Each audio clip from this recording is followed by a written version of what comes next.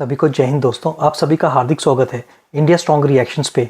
आशा करता हूँ कि आप सभी लोग बहुत अच्छे होंगे। तो आज हम आपके लिए एक दमदार और एक मज़ेदार डिबेट लेकर आए जिसमें आप देखेंगे भारत के कट्टर विरोधी चीमा को, जिनकी स्पेशल गेस्ट होंगी मशहूर पत्रकार आरजू काज़मी, जिनको भारत में बहुत ज़्यादा पसंद किया जाता है और अपने दमदार और निष्पक्ष अंदाज के लिए जानी जाती हैं। तो ये वीडियो काफ़ी इंटरेस्टिंग होगी जहाँ पे ये दोनों बात करेंगे हमारे प्यारे देश भारत के बारे में। और ये वीडियो का सेकंड पार्ट है। फर्स्ट पार्ट ऑलरेडी हम आपके लिए चैनल पर डाल चुके हैं, जिसे आप लोगों ने बहुत ज़्यादा प्यार दिया था थ्रू मैसेजेस और आपके कमेंट्स। तो इसे भी अंत तक देखें और चैनल पे नहीं है तो चैनल को सब्सक्राइब कर दें ताकि हम आपके लिए लेटेस्ट इंपॉर्टेंट और नॉलेजेबल वीडियोस लाते रहें। तो चलिए पहले ये वीडियो देखते हैं और अंत में इसके बारे में बात करेंगे। जय हिंद, जय भारत। पूरा पाकिस्तान के अंदर कोई ना कोई, वो जिसे कहते हैं नॉट अ डल मोमेंट।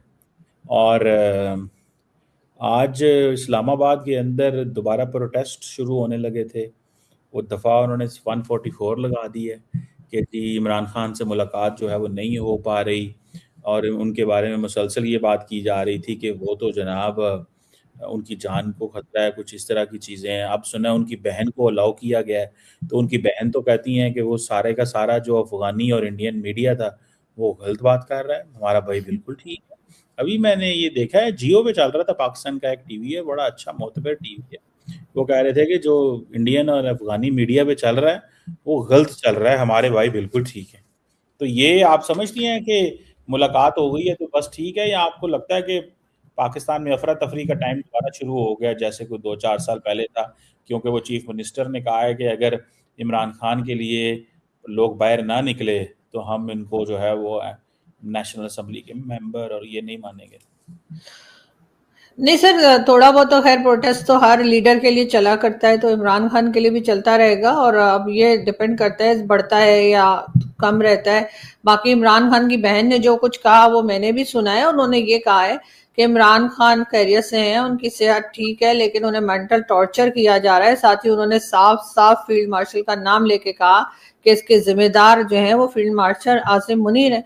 ये बात भी उनकी बहन ने कही है और वो क्लिप जो है वो सोशल मीडिया पर भी मौजूद है और इंटरनेशनल मीडिया भी उसको चला रहा है।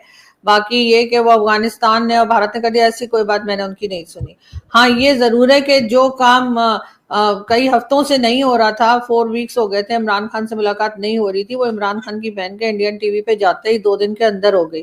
तो इस बात का क्या मतलब लिया जाए कि प्रेशर आया है इंटरनेशनल मीडिया का जिसकी वजह से मुलाकात कराई गई, वरना यही काम जो है ये कई हफ्ते पहले हो सकता था ताकि इतना झगड़ा ही ना बनता। चली जाती है एक बहन, दो लोग कोई चले जाते हैं, इमरान खान से मिलकर आ जाते हैं। और मेंटल टॉर्चर की जहां तक बात है तो जाहिर है जेल में अगर कोई होगा तो उसे मेंटल टॉर्चर तो होगा ही। तो ये तो कोई नई बात इमरान खान ने नहीं की है। जो भी जेल के अंदर होगा उसको डेफिनेटली मेंटल टॉर्चर होता है। तो अब ये कि यही मुलाकात उनकी कई वीक पहले करवा दी जाती तो ये तमाम तमाशा होता ही नहीं।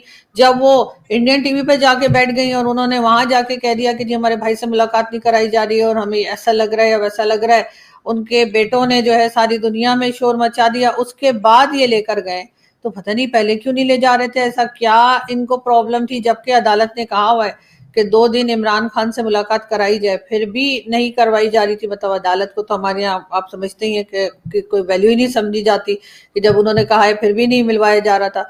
तो फिर डेफिनेटली कहीं ना कहीं इमरान खान की जो बहनें हैं उनको इंडियन मीडिया का तो जरूर शुक्रिया अदा करना चाहिए, इसलिए कि वो एक नहीं कई चैनल्स पे बैठी हैं और उसके बाद ही 2 दिन के अंदर जो है 2-3 दिन के अंदर ही उनकी मुलाकात भी करवा दी गई। तो कहीं ना कहीं से जाहिर है प्रेशर तो आया है। और डेफिनेटली जितना हम इंडियन मीडिया से घबराते हैं उतना तो हम दुनिया में किसी से नहीं घबराते, किसी मीडिया से नहीं घबराते। चाहे लाख कहते रहे कि ये झूठ बोल रहे हैं, ऐसा कर रहे हैं, वैसा कर रहे हैं, फिर भी जैसे ही वो इंडियन मीडिया पर गई उसके साथ ही उनकी मुलाकात हो गई। तो सीधी सादी सी कहानी ये है, पहले ही मिलवा देते।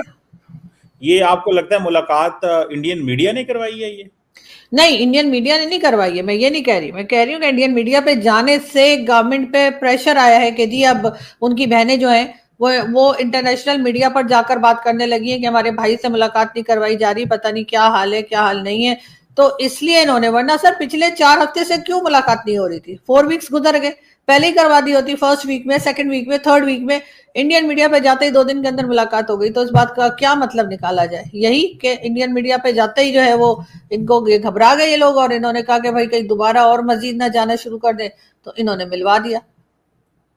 ये मुलाकात तो पहले भी कराई जा सकती थी। और बाकी इमरान खान अगर एज अ पार्टी लीडर अपने लोगों से अगर कहेंगे कि भाई प्रोटेस्ट करो मुझे बाहर निकालने के लिए या कुछ भी, तो वो तो उनका राइट है। अगर ये सिविलियन गवर्नमेंट चल रही है और डेमोक्रेटिक कंट्री है, अगर इन केस अगर ये डेमोक्रेटिक कंट्री है, तो फिर तो उनको इस बात की इजाजत होनी चाहिए कि वो अपने लोगों को कह सकते हैं और लोग प्रोटेस्ट भी कर सकते हैं अपने लीडर। चीमा तो इतना दोगला है, इतना गिर चुका है भारत की नफरत में कि इमरान खान की बहन खुद आके बोल रही है कि जो इमरान खान की इस टाइम हालत है और इमरान खान का जो भी हाल हो रहा है उसके पीछे पाकिस्तानी फौज, और स्पेशली उसने नाम लेके बोला है आसिम मुनीर का, और तो उसका इल्जाम भी इंडिया पे लगा रहा है। लानत है चीमा तेरे ऊपर।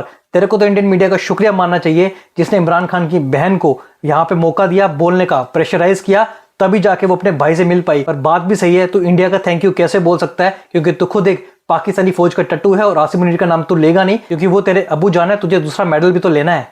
आपको कुछ शक है मैडम? इस मुल्क के अंदर पार्लियामेंट है, कॉन्स्टिट्यूशनल अमेंडमेंट हुई है, लोग वोट दे रहे हैं, असम्बलियां हैं, अभी एमएन ने दोबारा जो है वो मुंतखब होके आए हैं। मतलब आप इसको सारे प्रोसेस को डेमोक्रेटिक प्रोसेस नहीं कहती?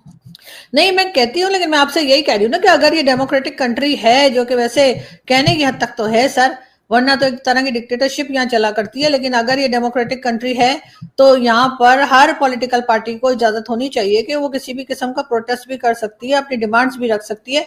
तो इमरान खान के लोगों के लिए क्यों मतलब इस तरह से रोका जा रहा है या ये कहा जा रहा है कि जी ये तो बिल्कुल गलत हरकत कर रहे हैं, ये है वो है।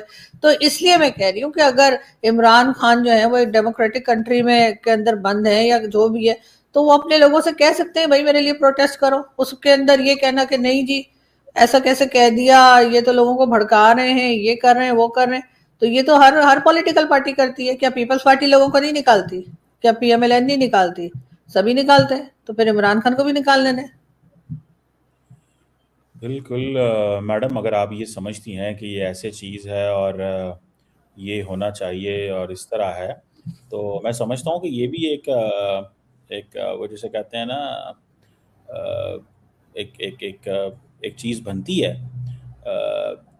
कि ये एक कोशिश जो है पाकिस्तान की तरफ से, ठीक है जी, कि कहीं ना कहीं पे मुल्क के अंदर डेमोक्रेटिक सेटअप चलता रहे। लेकिन बहुत सारे दोस्तों का कहना है कि नहीं, ये सेटअप है ही नहीं है, ये फ्रॉड है, हाँ फेक फ्रॉड है सर, फ्रॉड तो है, खैर ये बात तो है। फ्रॉड है, सारा फ्रॉड है। हाँ सर बिल्कुल, सब फ्रॉड है, तो दिखावा है। जिस कंट्री में मतलब ये हम कहने की हद तक कह सकते हैं कि डेमोक्रेटिक कंट्री है, वो ना असल में तो यहाँ पर जो पॉलिसी मेकर्स हैं या जो भी जिनका हुक्म चलता है वो तो पार्लियामेंट के अंदर नहीं होते, वो तो जीएचक्यू में बैठे होते हैं। तो जाहिर है, और यही देख लीजिए, अभी आप देख लीजिए जो फील्ड मार्शल साहब है उन्हें हर तरह की फैसिलिटी दी जा रही है, हर तरह से उनकी इधर से उधर से चारों तरफ से तरक्की हो रही है, सब कुछ हो रहा है। उसके बाद 2-3 दिन पहले मैंने सुना उन्होंने किसी यूनिवर्सिटी में जाकर और वहां जो लेक्चर दिया है उसमें उन्होंने कहा है कि जी टेक्नोक्रेट की गवर्नमेंट होनी चाहिए, पॉलिटिशियंस जो है वो सही काम नहीं करते या इस किस्म की चीज लेकर। तो जाहिर उसकी वजह से भी शायद नवाज शरीफ साहब और उनकी फैमिली में थोड़ा सा खलबली मची है और इसीलिए शायद उनका नोटिफिकेशन जो है वो थोड़ा डिले हो गया है और देखा जा रहा है कि क्या होगा।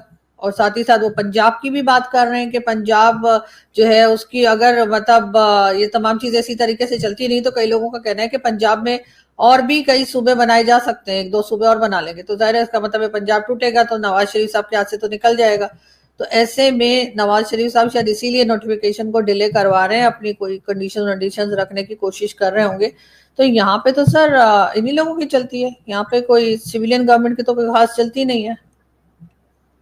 चलिए मैडम, अगर आप ये समझती हैं कि यहाँ पर सिविलियंस की नहीं चलती तो फौज की चलती है, तो इसी नोट पे जो बात को आज ख़त्म करते हैं, क्योंकि ये जो आज आपने बात की है ये बड़ी रिवीलिंग इम्पॉर्टेंट बात है कि जनाब सिविलियंस तो एक सिर्फ नौटंकी हैं और यहाँ पे कुछ नहीं है। तो चले, thank you very much Arzoo Kazmi साहब, it's always pleasure talking to you. Thank you sir, thank you.